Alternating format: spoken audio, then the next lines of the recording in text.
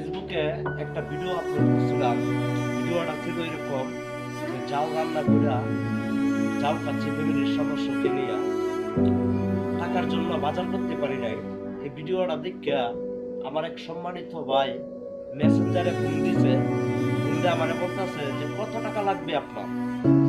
আমি সেই লোকটার বলি, ভাই টিটকারি না পিঠা, আপনি আসেন, আইসা আমার এভরিথিং কুইজ খবর লয়ে দেখেন সত্যি কি আমি অসহায় নাকি। যদি আমি অসহায় না থাকতাম তাহলে এরকম ধরনের ভিডিও ভাই আমি আপলোড করতাম না। সোশ্যাল মিডিয়াতে সত্য জিনিসটা সামনে তুলে ধরে এগুলা আপনাদের মাঝখানে শেয়ার করছিলাম না। এই কারণে আপনি আমার ফোন দিয়ে বলেন যে আপনার কত টাকা লাগবে বাজার করতে। ভাই আপনি আমার কয়দিন বাজার করে দেবেন? একদিন, দুদিন, 3 দিন। তারপরে আমার নিজের বাজার নিজেরই করতে হবে। আমি মূলত ভিডিওটা এই কারণেই আপলোড করছি যে আমার কষ্টটা আপনাদের মাঝে শেয়ার করছি। আমার কথায় যদি ভুল হয়ে থাকে সকলে ক্ষমা সুন্দর দৃষ্টিতে দেখবেন। সকলে ভালো থাকবেন, সুস্থ থাকবেন। আল্লাহ হাফেজ।